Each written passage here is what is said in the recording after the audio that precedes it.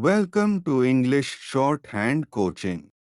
This is transcription number 2 from Kailash Chandra Sir, Volume 1, 100 words per minute. Start in 5 seconds. Start. I should like now to make a few observations on the budget. This budget marks a turning point in the history of our country.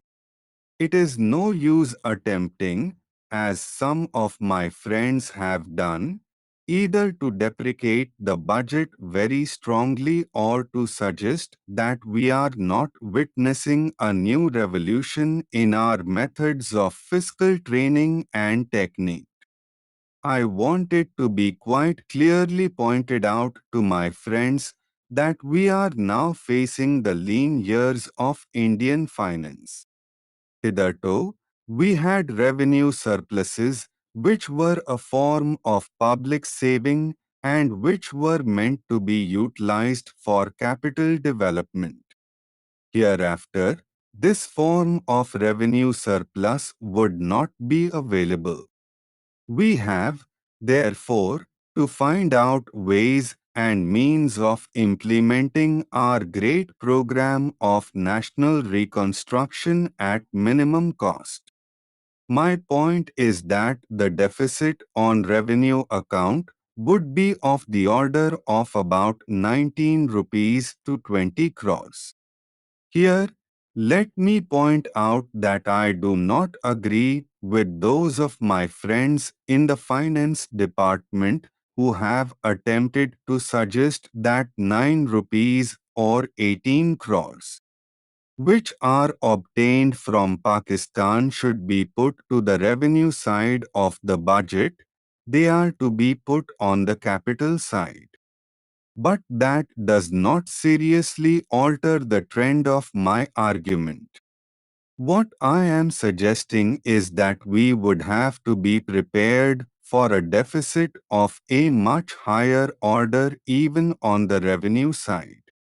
That itself should make us realize that there are very many problems which we have to face and that we have to undertake ways and means of increasing the resources of our country so that it might be possible for us to have a greater amount of surplus or a greater amount of public saving for the purpose of financing capital development.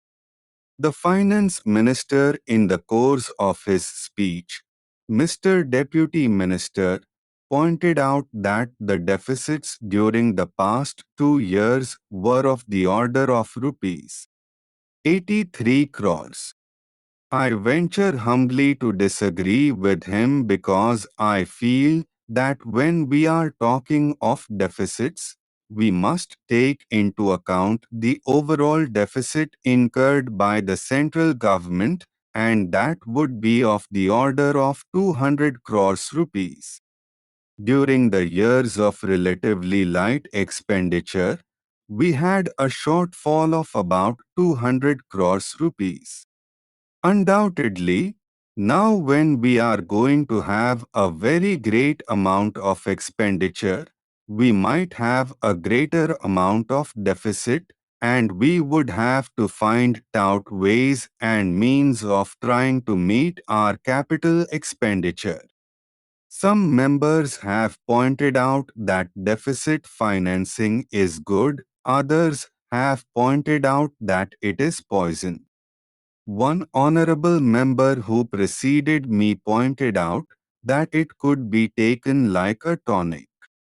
Now, I am not willing to enter into the merits of deficit financing or demerits of deficit financing in an academic spirit. The time has now come when we should face realities. I do suggest that we have to indulge in deficit financing. Because without indulging in deficit financing, it would not be possible for us to indulge in capital expenditure on such a large scale. But when we are talking of the scope of deficit financing, I would like to place before the House and the Finance Minister the two great limitations which face us. The first limitation that faces us is that concerning the internal price level. The Honorable the Finance Minister referred to the cost of living. He said that he was going to keep a watch over the cost of living so that it may not shoot up within a short period and make a mess of the plans of capital development. But there is another limitation which has also to be borne in mind, a limitation which has not received as much notice as it should have done in all the discussions that have taken place on deficit financing. That limitation is the external limitation or the limitation which arises on account of our balance of payments position. I think this is as important, Mr. Deputy Speaker, as the internal price level, and I should like to elaborate that particular point a bit more because I feel that a time will shortly arrive when we might have either to reconsider our policy or might even have to leave the Sterling Club of which we are a member. The second serious limitation is as serious as the first. What would be the consequences of deficit financing on our balance of payments? The finance minister in his budget speech points out that so far as the balance of payments position is concerned, they have now, whether it is by accident or design, a favorable balance and they have contributed about 63 crores rupees to the dollar pool during the past 6 months. But the moment we indulge in deficit financing, we have to be prepared for worsening of our balance of payments.